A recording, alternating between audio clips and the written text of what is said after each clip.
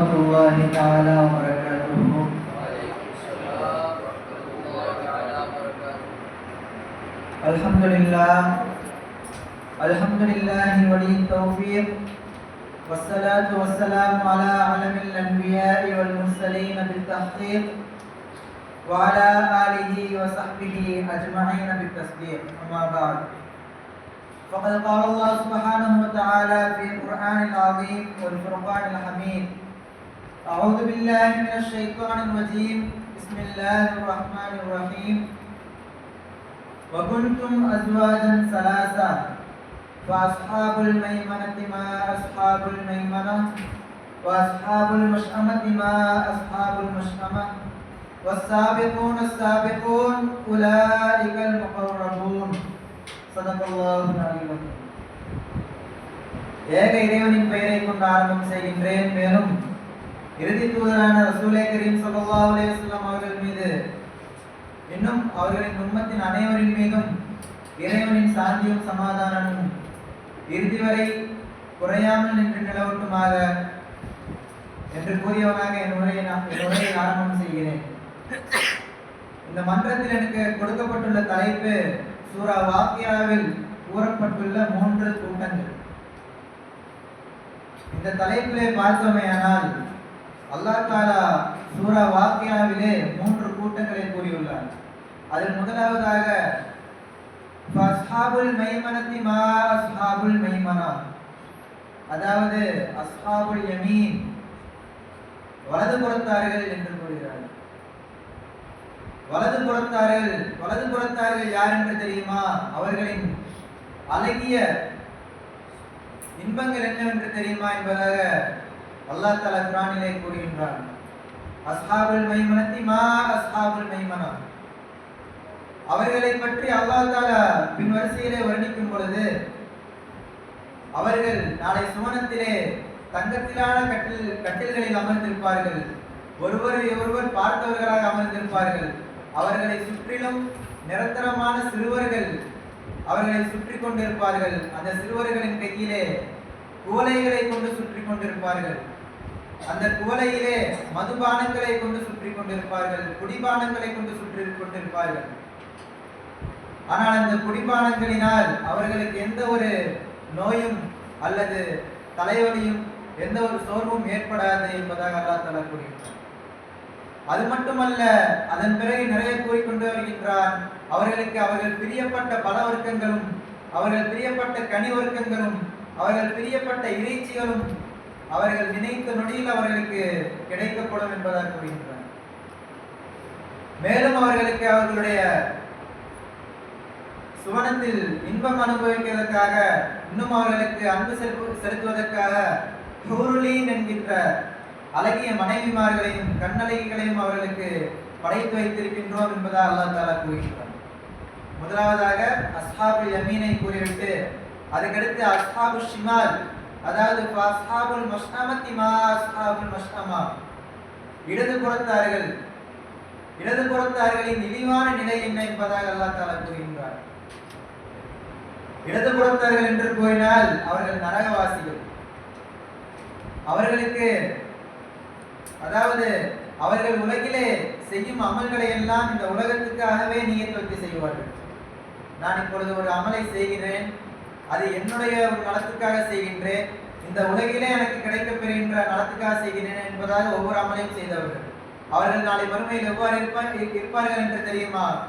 அவர்களுக்கு ஆரம்ப விருந்தாகவே கொதிக்கின்ற நீரை கொடுக்கப்படும். வனுசுலும்பின் ஹமீம், அதாவது இப்ப இருக்கிற கல்யாணத்திலாம் பார்த்தோம்னு சொன்னா உள்ள போனோடனே வெல்கம் ட்ரிங்க்னு சொல்லி ஒன்று கொடுப்பாங்க, உள்ள போகும்போதே வாசல்ல. அந்த மாதிரி அவர்கள் நரகத்துக்கு நுழையும் பொழுதே அவர்களுக்கு கொதிக்கின்ற நீரை அவர்களுக்கு விருந்தளிக்கப்படும். அது மட்டுமல்ல, அவர்களுக்கு முள்ளு செடிகளையும் அவர்களுக்கு உணவாக தரப்படும் என்பதாக அல்லாஹ் தஆலா கூறுகின்றான். அவர்கள் அந்த கொதிக்கின்ற நீரை எவ்வாறு குடிப்பார்கள் என்று தெரியுமா? ஒரு தாயித்த ஒட்டகம் எவ்வாறு நீரை பார்த்தவுடன் எவ்வாறு குடிக்குமோ அந்த அளவு அவர்கள் கொதிக்கின்ற நீரை குடிப்பார்கள் என்பதாக அல்லாஹ் தஆலா கூறுகின்றான். இது இரண்டாவதான இந்த கூட்டத்தை கூறிவிட்டு மூன்றாவதாக ஒரு கூட்டத்தை அல்லாஹ் தஆலா கூறுகின்றான். அஸ்ஸாபிகூன ஸாபிகூன் உலாயிகல் முகர்ரபூன். முந்தியவர்களே அவர்கள் நெருக்கப்பட்டவர்கள் என்று கூறுகின்றார். அதாவது முந்தியவர்கள் என்று சொன்னால் இந்த உலகை விட்டும் நமக்கு முந்தி பிரிந்தவர்கள் என்ற அர்த்தம் அல்ல. ஒவ்வொரு நற்காரியங்களிலும் ஒவ்வொரு செயல்களிலும் அல்லாஹ் தஆலாவுக்காக வேண்டி அவர்கள் செய்வார்கள். இன்னும் அந்த செயல்களை அனைவரையும் விட அவர்கள் முந்தி செய்வார்கள்.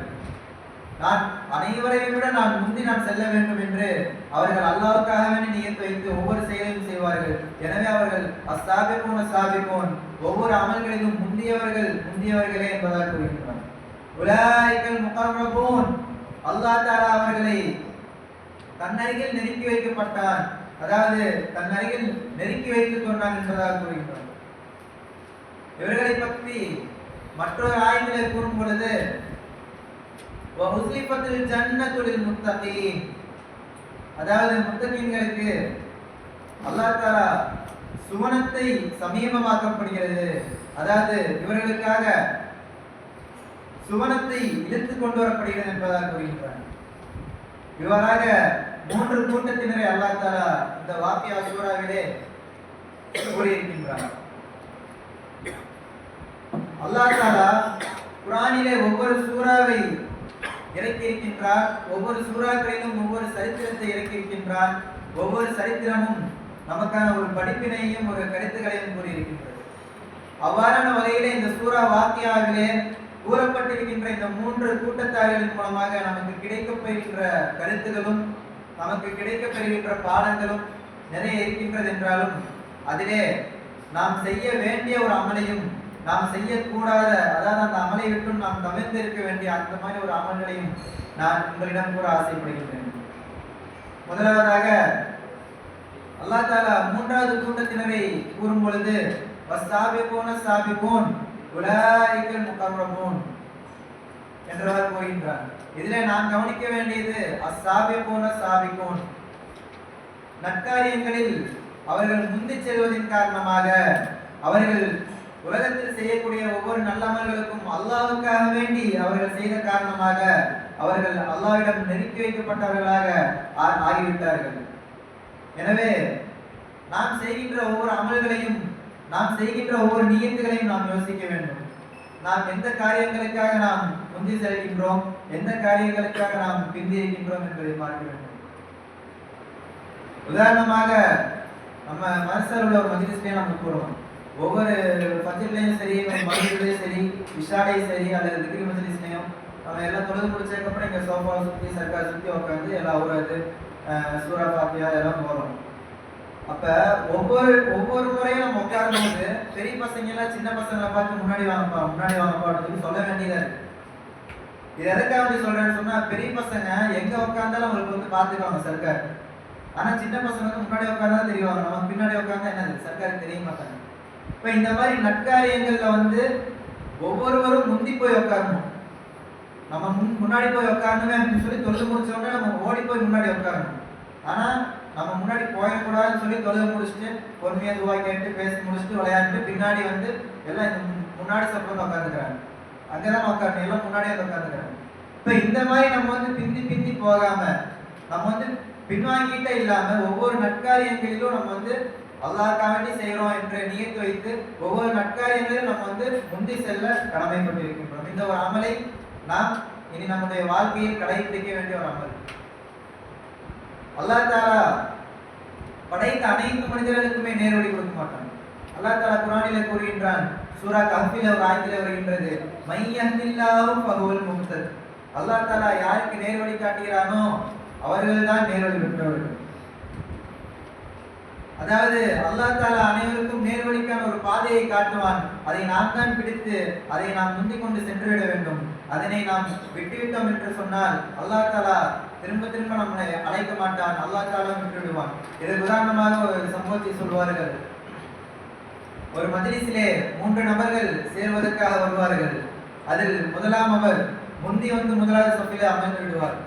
இரண்டாம் அவர் அவருக்கு பின்னால் வந்து கடைசி சஃபில் அமர்ந்து விடுவார். இறுதியாக வருபவர் அந்த மஜ்லிஸில் அமர்வதற்கு இடமில்லாமல் திரும்பி சென்று விடுவார். அப்பொழுது அந்த உதாரணத்தில் சொல்லப்படும், முதலாவதாக வந்த நபர் அல்லாஹ் தாலாவுடைய ரஹ்மத்துக்காக முந்தி வந்தார். எனவே அல்லாஹ் தாலா அவர்களை முந்தைய சஃபில் அமர வைத்து விட்டார். இரண்டாவதாக வந்த நபர் அல்லாஹ் தாலாவுடைய ரஹ்மத்துக்காக பின்னால் வந்தார், பிந்தி வந்தார். எனவே அல்லாஹ் தாலா அவர்களை கடைசி சஃபில் அமர வைத்து விட்டார். ஆனால் மூன்றாவது வந்த நபரோ அல்லாஹ் தாலாவுடைய ரஹ்மத்தை புறக்கணித்து விட்டே வந்தார். எனவே அவரை அல்லாஹ் தாலாவும் புறக்கணித்து திரும்ப புறப்பட செய்து விட்டார் என்பதாக. எனவே நாம் ஒவ்வொரு நற்காரியங்களிலும் நாம் முன்னால் வந்து ஒரு இஷ்டமிட்டு நாம் செய்வதற்கு நாம் முயற்சி செய்ய கடமைப்பட்டிருக்கின்றோம். எனவே இந்த அமலை இனி வரும் காலங்களில் நம்முடைய வாழ்க்கையில் கடைபிடிக்க வேண்டிய ஒரு அமலாக நாம் ஆக்க வேண்டும். அடுத்து இன்னொரு கருத்து என்னவென்று சொன்னால், அஸ்ஹாபு ஷிமால், அதாவது நரகவாசிகளை பற்றி அல்லாஹ் தாலா கூறும் பொழுது அதுக்கு அடுத்த வரிசையிலே அல்லாஹ் தாலா கூறுகின்றான், இன்னஹும் கானு கபல தாரிக முத்ரஃபீன் வகானு யுஸிர்ரூன அலல் ஹிம்ஸில் அதீம் என்பதை அல்லாஹ் தாலா கூறுகின்றான். அதாவது இதற்கு முன்னால், அதாவது மறுமைக்கு முன்னால் இந்த உலகத்தில் வாழும் பொழுது அவர்கள் சுகபோகங்களில் வாழ்ந்து கொண்டிருந்தார்கள். ஆனால் அவர்கள் பெரும் பெரும் பாவங்களில் இருக்கக்கூடியவர்களாக இருந்தார்கள் என்று நரகவாசிகளை பார்த்து, அதாவது இடதுபுறத்தார்களை பார்த்து அல்லாஹ் தாலா கூறுகின்றார். இக்காலகட்டத்தில் நாம் யோசிக்க வேண்டும், நாம் இந்த 4 சுவற்றுக்குள் இருப்பதனால் நம்முடைய உலகம் நமக்கு தெரிய மாட்டேங்குது. இப்ப நம்ம மாசை விட்டு வெளியே போய் பார்த்தோம்னு சொன்னா நம்முடைய இஸ்லாமிய சகோதரர்களே, நம்முடைய இஸ்லாமிய சமூகமே நிறைய நபர்கள் நல்லா தொழுதுட்டு இருப்பாங்க, நல்ல விவாதத்தில் இருப்பாங்க. திடீர்னு பார்த்தா ஏதோ ஒரு உலக விஷயத்துக்காக ஆசைப்பட்டு, ஒரு பணத்துக்காகவோ அல்லது ஒரு இடத்துக்காகவோ அல்லது ஒரு பொருளுக்காகவோ அல்லது ஒரு பெண்ணுக்காகவோ ஏதோ ஒரு உலக விஷயத்துக்கு ஆசைப்பட்டு ஒரு சின்ன ஒரு பாவமான செயலில் விழுந்துருவாங்க. வட்டி அல்லது திருட்டு அல்லது சினா அல்லது மதுபானம் அருந்துவது, போதை, இந்த மாதிரி ஒரு சின்ன ஒரு இப்போ மட்டும் செஞ்சுக்கலாம் அப்புறம் விட்டுடலாம்னு சொல்லி சின்ன ஒரு பாவத்தில் விழுந்துருவாங்க. ஆனா அந்த பாவம் உடனே அவங்க விட்டு போகுமா?